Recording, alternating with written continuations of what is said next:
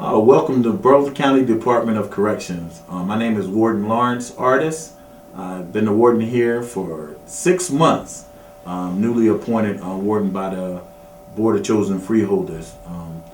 A little bit about my job history. I've been working in the Department of Correction for almost 25 years. Started off as an officer in 1988 and moved up into the rank structure from officer to sergeant, lieutenant, and captain, and I'm now warden. Previous to this, I did 2 years as a superintendent at the Juvenile Detention Center. I want to just introduce Burlington County Jail to you. Our detention center here where I'm sitting at right now is my office, but my office is located in Mount Holly. And in Mount Holly is our main jail. The main jail, we have about maybe 400 inmates in the main jail. We have another jail over in Pemberton, which is called the CWRC, which we call it the Correctional Work Release Program, which houses our minimum inmates, males, and also our minimum to maximum females. There's no females at this jail in Mount Holly. So we have 2 facilities, but also under the Department of Corrections, we do also have the Juvenile Detention Center too, which is also over in Pemberton, which houses 24 beds. They're also under the Department of Corrections with us now.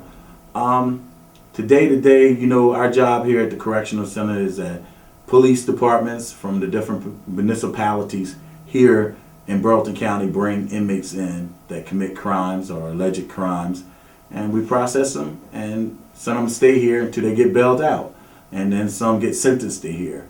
You can be sentenced to 364 days in the county jail, but you can wait here, waiting for trial, up to 3 to 4 years. Even some inmates stay here up to 5 years before they get sent to state prison. The jail is the operation of the jail. Every day we wake the inmates up, we have them make our bed, we do inspections. They have activities, go to chow, they go to the rec yard, they go to the gym. Some have visits.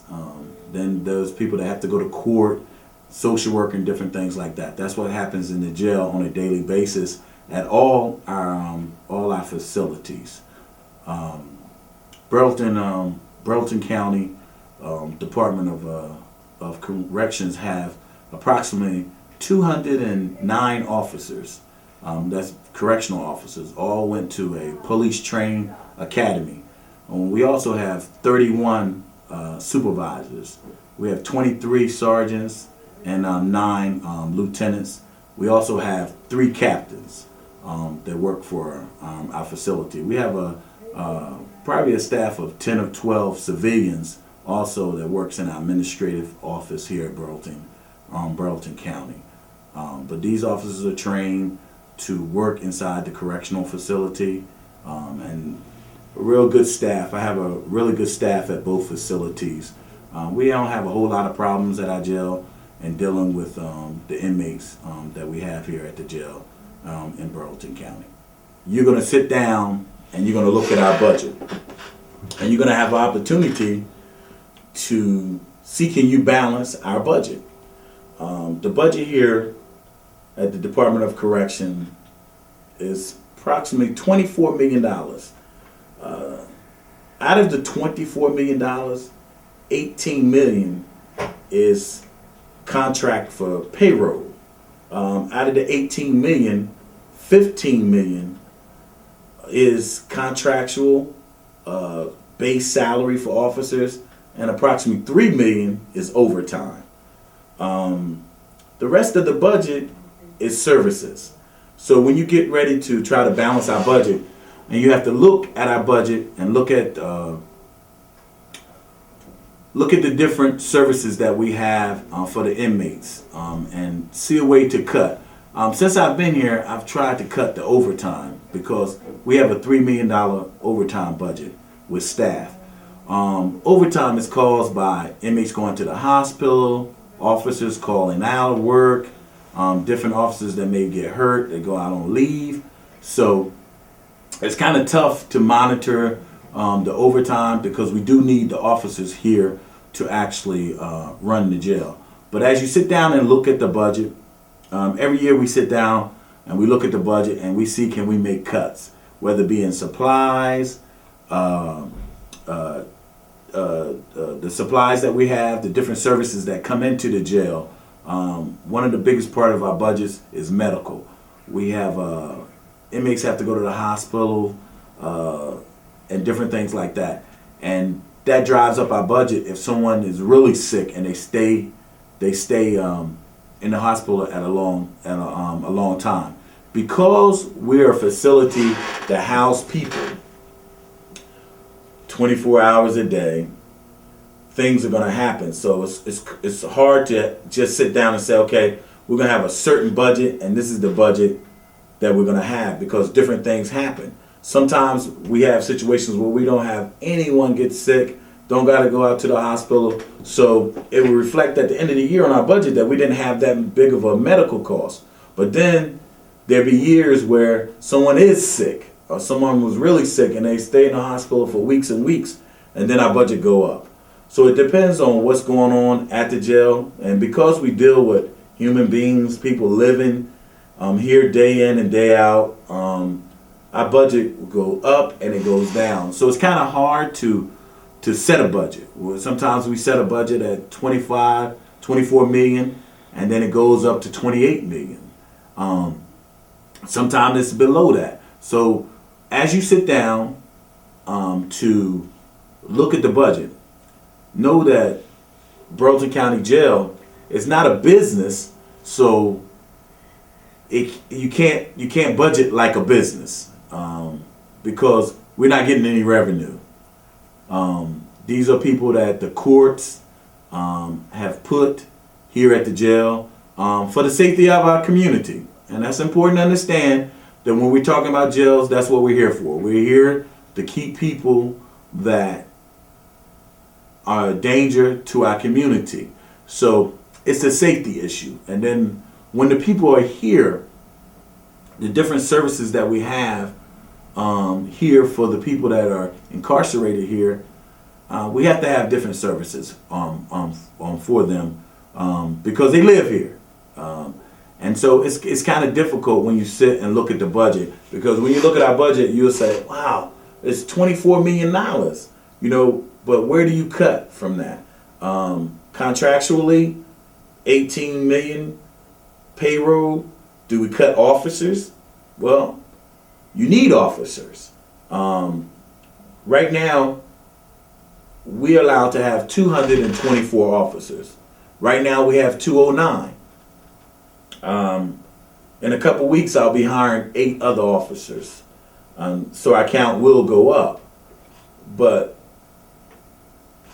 sometimes we don't hire all the officers we need at that time to try to keep our budget down. It's just very difficult. And as you look at the budget and you go down the line, you'll see the different things that we have in the budget. Most of the things that we have in our budget is definitely needed. When we talk about uniforms for inmates, you'll look and see training for officers. Every officer has to go to a police training commissioner academy, which is 12 weeks long. We have to pay for that. You'll see uniform allowances. Every officer gets a uniform allowance. That's contractual. There's nothing we can do about that. So in our budget, there's a lot of things that you won't be able to cut or things you won't be able to move, but you have to make an effort to balance your budget, to say, okay, well, we're asking the county, we're asking the freeholders to give us a budget. Every year we sit down and we see where we can cut at. And it's tough, because when we're in this kind of business, it's hard to cut your budget, because our budget usually goes up every year because there are more and more people coming into the jail system. So there's more inmates that we have to feed. There's more inmates we have to take care of. And so our budget can go from 25 million to 30 million very, very easy. And then also, as we negotiate contracts with our staff, the budget can go up too. So as you sit down and you look at the budget, I want you to pay attention to all the line items, all the different services. So when you sit around the table and you decide, where can I cut or can I not cut that, you'll be able to see exactly what you can do with the budget. It's tough because a lot of our budget is set. So there's nothing you can do about certain things that deal with our budget. But it'll be very educational for you guys. When you sit down and you look at the budget and you get to see that this is real money, $25 million. And you got to see what piece go with what piece. And some of the pieces we can't control. We don't know how many people is going to get sick at the jail. We don't know how many people that's going to come into the jail that we have to take care of. So as you sit there and you look at the line items as you go through, you'll be able to see the different services that we have. And you may be able to make some cuts. And then sometimes you're not going to be able to make some cuts. Sometimes, some years we'll say, well, we're not able to hire 10 more officers. So we'll save money by not hiring those 10 officers. Or we'll try to cut overtime different kind of ways. Sometimes we try to close different posts, do different kind of security activities to lessen the amount of officers that we have here. But I would say to you, when you sit down with our budget, and we're probably one of the largest budgets that you're going to see in Burleson County. And so as you sit around the table to go over the budget, you'll get a chance to see me. I'll be coming over to the program, and we'll be going over different things before you set up your budget. And you'll be able to ask me questions on the different items that you see. And you'll say, well, why do you have to have this warden? Or why we have to have this warden? And I'll be able to explain to you why we need those services and if we're able to cut some of those services. So once you get that information from myself, when we come over and visit you, you'll be able to put your budget together. I think it's going to be a great experience for you guys. It gives you a great opportunity because it's a real budget, and it's something that we do every year. And it's a very important budget because the Department of Corrections is a very important part of Burleson County.